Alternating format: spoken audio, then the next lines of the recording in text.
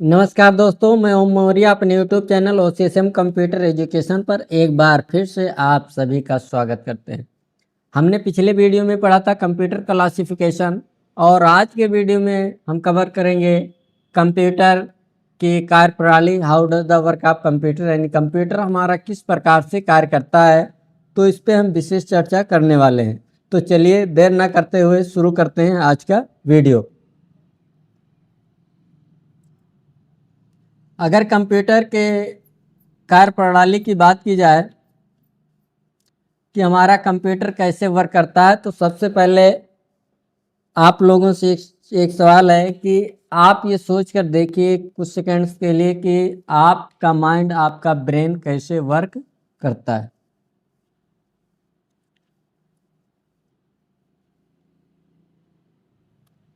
तो जहाँ तक कोई भी वर्क हम करते हैं या कोई भी काम करता है, तो उसके मुख्य रूप से 4 स्टेप्स होते हैं। जैसे मान लीजिए एज एग्जाम्पल हम इसको समझने का प्रयास करते हैं। जैसे मान लीजिए हमने आपसे कहा या आपके टीचर्स के द्वारा आपको कोई भी इंस्ट्रक्शंस दिया गया कि कल आपको कॉपी को चेक कराना है, जो आज आपको पढ़ाया जा रहा है वो नोटबुक आपको रेडी करके कल आपको उपलब्ध कराना है, दिखाना है। तो सबसे पहला वर्क हुआ कि आपको इंस्ट्रक्शन दिया गया, आपको निर्देश दिया गया कि आपको कॉपी चेक कराना है। ये हो गया निर्देश। दूसरा आपका काम क्या होता है? दूसरा, जैसा कि अगर हम देखें तो हमारे ह्यूमन बॉडी का सबसे महत्वपूर्ण जो अंग होता है वो होता है माइंड। सेम इसी प्रकार से अगर कंप्यूटर की बात की जाए तो कंप्यूटर का सबसे महत्वपूर्ण पार्ट जो होता है वो होता है सीपी, सेंट्रल प्रोसेसिंग यूनिट, जिसे कंप्यूटर का माइंड, मस्तिष्क या दिमाग भी कहा जाता है। क्या होता है? सीपीयू होता है कंप्यूटर का मुख्य माइंड, या दिमाग कहा जाए तो सीपीयू होता है। अगर हमारे ब्रेन के बाद हमारे शरीर का कोई भी जो बहुत ही महत्वपूर्ण अंग होता है उसकी बात की जाए तो सबसे महत्वपूर्ण जो पार्ट होता है वो होती है हमारी मेमोरी, याददाश्त जिसे आप कह सकते हैं।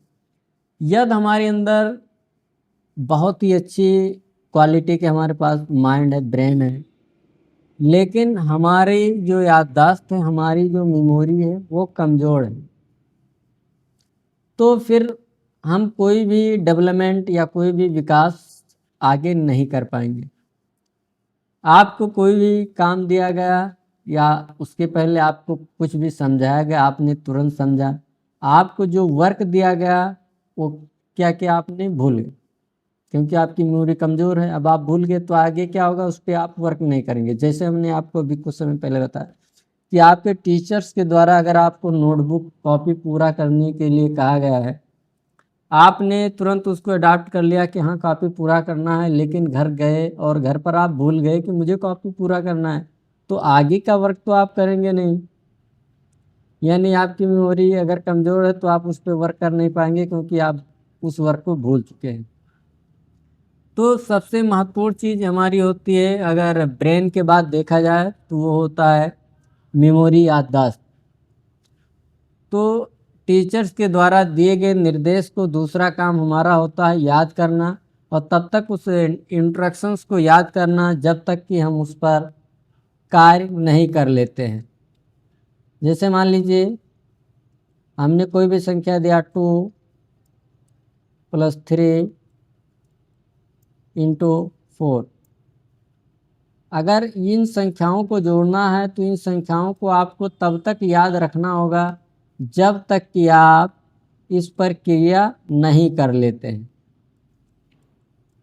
सेम इसी प्रकार जो आपके टीचर्स के द्वारा आपको इंस्ट्रक्शन दिया गया, जैसे हमने बताया कि कॉपी चेक करना है, तो पहला काम ये हो कि टीचर्स ने आपको इंस्ट्रक्शन दिया कल कॉपी पूरा करना है।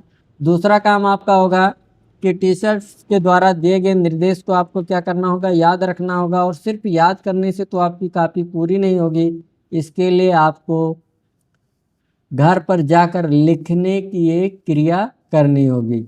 उसके बाद जब आप लिखने की एक क्रिया करते हैं और जब कोई कार्य होता है तो उसी को प्रोसेस या प्रोसेसिंग कहा जाता है। चौथा काम क्या होगा, जब आपकी कॉपी पूरी हो जाती है तो अगले दिन जब आप क्लास लेने जाते हैं और टीचर्स आपसे कहते हैं कि कॉपी को आप चेक कराइए, तो आप उनको कॉपी चेक कराते हैं, वहीं आपका परिणाम, वहीं आपका रिजल्ट हो जाता है। इसी प्रकार से हम अपने दैनिक जीवन में सभी कार्यों को करते हैं, कोई भी वर्क हो हम सभी को इसी पे आधारित ही करते हैं। तो चलिए कंप्यूटर को हम देखते हैं, हमारा कंप्यूटर वर्क कैसे करता है। तो आपको पता है अगर कंप्यूटर से वर्क कराना है तो सबसे पहले कंप्यूटर को क्या देना होता है, निर्देश। और कंप्यूटर को निर्देश देने के लिए हम किसी न किसी इनपुट डिवाइस की सहायता लेते हैं, चाहे वो कीबोर्ड हो, माउस हो या आपका स्कैनर हो, कैमरा हो। जो कंप्यूटर के मेन इनपुट डिवाइसेस होते हैं वो मुख्य रूप से कीबोर्ड और माउस ही होते हैं प्राइमरी रूप में, यानी ये जो अनिवार्य होता है प्रत्येक कंप्यूटर के साथ कीबोर्ड और माउस आपका लगा होता है। तो सबसे पहले कंप्यूटर के सामने अगर हम बैठ जाते हैं और सिर्फ बैठे रहते हैं तो कंप्यूटर को जब तक इंस्ट्रक्शन नहीं देंगे कंप्यूटर वर्क नहीं करेगा। जैसे आपके पास अगर मोबाइल फ़ोन है और मोबाइल पे आपके कॉल आ रहा है, अगर कॉल बटन को, रिसीव बटन को आप प्रेस नहीं करते हैं तो कॉल आपका रिसीव नहीं हो सकता है। अगर आपके पास आप रिजेक्ट बटन पर नहीं करते हैं तो आपका कॉल रिजेक्ट भी नहीं होगा। इसी प्रकार से यदि आपके रूम में फ़ैन लगा हुआ तो फ़ैन का बटन जब तक आप नहीं करेंगे कि ये पंखा आप चलना चाहिए तब तक वो आपका पंखा चल नहीं सकते। यानी कहने का मतलब है जितने भी आपके इलेक्ट्रॉनिक यंत्र हैं बगैर यूजर के ऑपरेट नहीं किया जा सकता, चलाया नहीं जा सकता बगैर उसको इंस्ट्रक्शन दिए। आपके पास बाइक है, बाइक आपकी क्यों खड़ी रहती है, जब तक यूजर जाकर उसको ऑपरेट नहीं करेगा, चलाएगा नहीं, तब तक आपकी बाइक या साइकिल आपका चल नहीं सकता।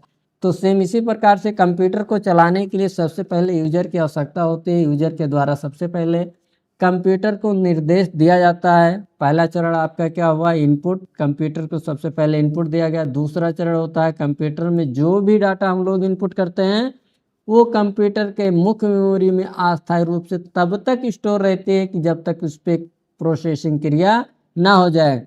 यानी जो आपका टेम्प्रोरी स्टोरेज स्थान होता है जिसे वेटिंग रूम आप कह सकते हैं, वो आपका होता है रैम।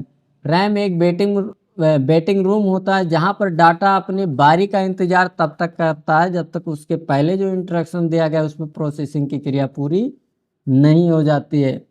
तीसरा चरण होता है कि प्रोसेसिंग क्रिया जो हमारी होती है, जो हम कंप्यूटर में डाटा को इनपुट करते हैं वो प्रोसेसिंग की क्रिया हमारे कंप्यूटर के माइंड, मस्तिष्क यानी सीपीयू में होती है, जिसे कंप्यूटर का माइंड या मस्तिष्क या दिमाग कहा जाता है।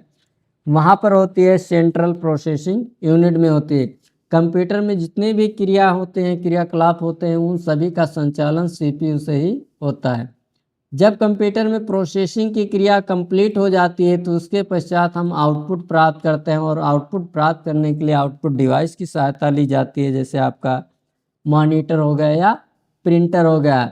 तो कंप्यूटर का यह चौथा और अंतिम चरण है कि कंप्यूटर चौथे चरण में हमें रिजल्ट को प्रोवाइड करता है। तो कंप्यूटर की कार्यप्रणाली के जो मेन चरण है, मेन स्टेप्स हैं, वो है पहला आपका इनपुट जो कि यूजर के द्वारा सबसे पहले इंस्ट्रक्शंस दिया जाता है।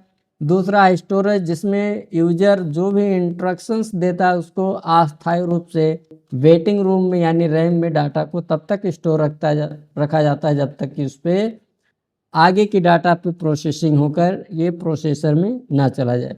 जो तीसरा चरण होता है इसमें इनपुट किए गए डाटा पर एक क्रिया होती है जिसे हम लोग प्रोसेसिंग की क्रिया कहते हैं। और चौथे चरण में हम डाटा का रिजल्ट आउटपुट के रूप में प्राप्त करते हैं। रिजल्ट प्राप्त करने के लिए हम आउटपुट डिवाइस मॉनिटर या प्रिंटर का इस्तेमाल कर सकते हैं। जो मॉनिटर होते हैं वो हमें सॉफ्ट कॉपी के रूप में रिजल्ट प्रोवाइड करते हैं और जो प्रिंटर होते हैं वो हार्ड कॉपी के रूप में रिजल्ट को प्रोवाइड करते हैं। क्योंकि मॉनिटर के द्वारा जो भी रिजल्ट दिखाया जाता है उसको टच या स्पर्श नहीं किया जा सकता है, ये अस्थायी रिजल्ट होता है। और प्रिंटर के द्वारा जो भी रिजल्ट प्रोवाइड किया जाता है वो हार्ड कॉपी होता है जिसे हम हाथों से टच या स्पर्श भी कर सकते हैं। तो ये थी कंप्यूटर की कार्यप्रणाली कि कंप्यूटर हमारा कैसे वर्क करता है। इसे आईपीओ के नाम से भी जाना जाता है, शॉर्ट में इनपुट प्रोसेसिंग और आउटपुट। इनपुट प्रोसेसिंग और आउटपुट आईपीओ कंप्यूटर की कार्यप्रणाली को शॉर्ट में जाना जाता है। अगला हमारा टॉपिक है कैरेक्टरिस्टिक ऑफ कंप्यूटर, यानी कंप्यूटर की क्या क्या विशेषताएं होती हैं। तो कंप्यूटर की सबसे पहली विशेषता की बात की जाए तो स्पीड, यानी जिस गणना को करने के लिए हम कई मिनट या सेकंड ले लेते हैं, कंप्यूटर उसको कुछ सेकंड्स में ही कंप्लीट करके दे देता है, जिससे हमारे समय की बचत होती है। दूसरा है कंप्यूटर की स्टोरेज कैपेसिटी, यानी भंडारण क्षमता। कंप्यूटर में हम सभी प्रकार के डेटा को स्टोर कर सकते हैं और कंटिन्यू स्टोर कर सकते हैं। जितनी उसकी स्टोरेज क्षमता है उसको हम कंटिन्यू तब तक स्टोर कर सकते हैं जब तक कि वो मेमोरी फुल नहीं हो जाती। जबकि हमारे आपके अंदर ऐसी नहीं है। 1-2 घंटे क्लास लेने के बाद या आधे 1 घंटे पढ़ने के बाद या कोई भी प्रोग्राम अटेंड करने के बाद हम लोगों को क्या होता है, बोरियत महसूस होने लगता है, यानी हमारी जो स्टोरेज कैपेसिटी होती है वो धीरे धीरे क्षीण होने लगती है। तो इसलिए हमें कंप्यूटर में जो भी स्टोरेज उसकी क्षमता होती है उसके अकॉर्डिंग चाहें तो लगातार कंटिन्यू उसमें डाटा को हम लोग स्टोर कर सकते हैं। डिलीजेंस यानी कार्य क्षमता। कंप्यूटर की कार्य क्षमता की अगर बात की जाए तो कंप्यूटर में कंटिन्यू लगातार वर्क करने की क्षमता होती है। ऐसा नहीं है कि हमारे और आपकी तरह 1 घंटे 2 घंटे वर्क करने के बाद उसमें थकान महसूस हो जाता है या उबाऊपन आ जाता है। किसी भी कार्य को हम चाहें तो बार बार उसी कार्य को रिपीट करें, ये कभी इसमें उबाऊपन नहीं होता है, यानी कभी उबता नहीं कि इसी कार्य को भी हम कर रहे थे या 2 बार किए 3 बार। ये सेम शुद्धता के साथ, एग्जैक्ट एक्यूरेसी के साथ हमेशा वर्क करता रहता है। उसके बाद आपका आता है रिलायबिलिटी, विश्वसनीयता, यानी कंप्यूटर के द्वारा दिए गए रिजल्ट में सभी लोगों का विश्वास होता है, क्योंकि यह किसी भी जात धर्म के साथ, किसी भी वर्ग के साथ कोई भेदभाव नहीं करता, या सभी के साथ समान व्यवहार करता है। उसके बाद आपका आता है एक्यूरेसी, शुद्धता।